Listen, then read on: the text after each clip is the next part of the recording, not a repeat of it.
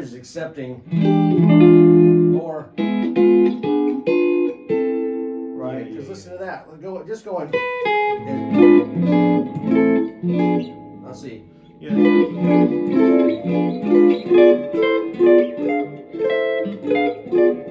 You're hearing, oh, I fucked that up, but you're hearing that. You're hearing. Yeah, it's a diminished. It's exactly what I was saying. Right. The easiest, I mean, there's a million ways you can look at that. You can look at that as the scale people will say play A harmonic minor. Right. Right, which has the major seventh in it. Right, right. And that natural six, or that flat six. Right, right. I don't really think of it that way. I think of that as I'm playing A minor to E7, right. But over E7, I'm going to play that diminished thing. Oh, and the yeah. easy way to think of it is just go to the third of the chord, right, G sharp, and build a diminished chord. Totally. And then you can move that around in minor thirds. But that whole thing of like, you play A minor and then to the third, just up diminished. Right. That's kind of the easiest way. Totally. But you can use that all over the place. You can use that if you're playing, say you're playing G blues. Right. And then. Oh, sorry. Right, so you could play.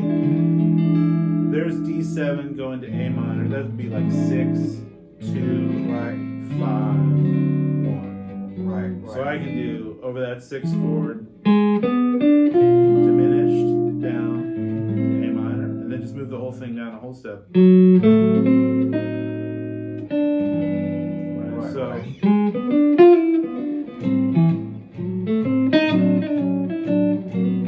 Right, something like that. Right, right. Sorry, I'm not. That kind of. Well, yeah. So then if you want to look at how that, like he said, moving, like if you, here's your E7, here's another voicing of that. You're just raising the root to that, really.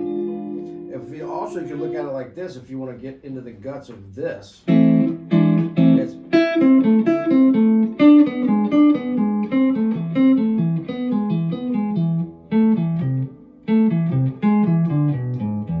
It's kind of the sound, without even the harmonic minor, but that's just the triads of that E7, and it's right there. Or you could do it like this. You could go down.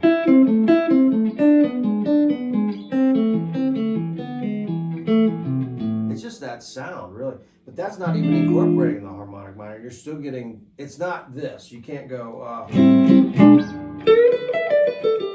yeah, that's not going to work. Everything you're talking about, the triads, chords and stuff, to me is a way better way to kind of break it down. Because if you just go, okay, well, I can play this harmonic minor scale, right? You're not, the diminished thing is in there. It's in all those notes, but you're not necessarily going to pull it out of there unless you're aware of it. And the tendency is just kind of play those kind of things. Yeah. Whereas if you're thinking triads,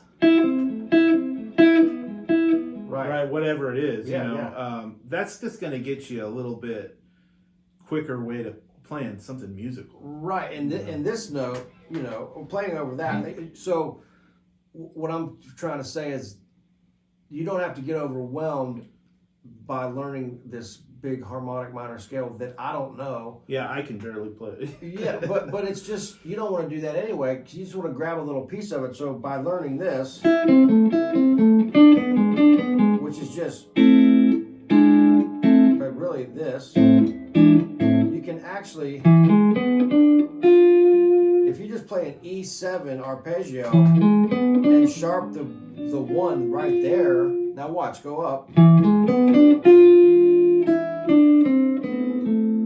Line getting back down, you might have to tweak one note to work it out timing wise, but that's the idea, is yeah. And what's super cool about that, if you learn, like if you play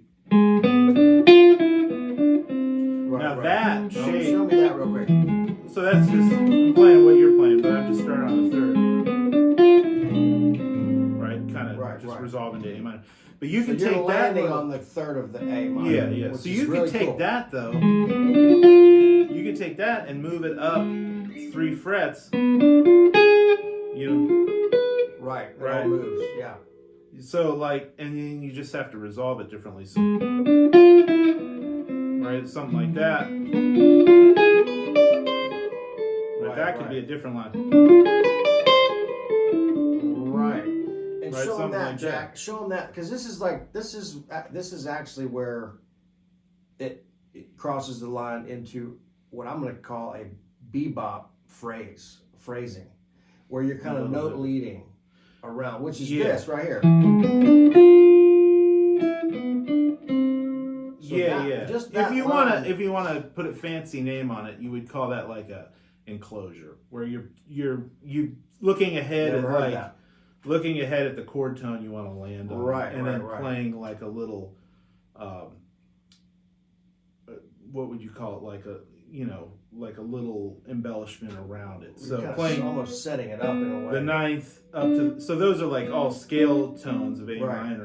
But you hear that stuff all the time, or all those kind of little chromatic things. You'll hear all the time. That's kind of a signature of bebop stuff. That's the bebop stuff. So what if Pat, a lot of times he'll go, those little things. Exactly. So you're targeting this note.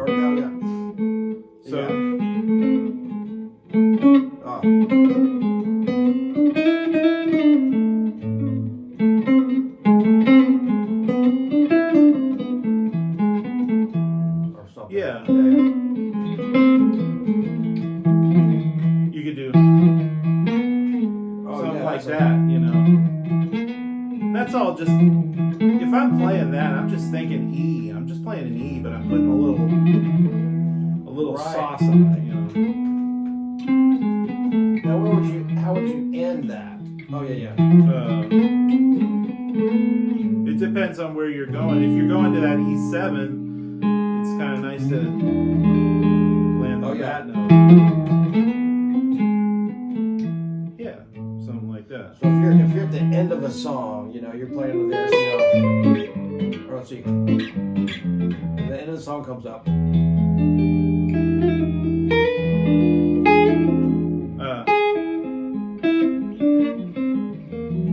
don't know. You can play anything you want.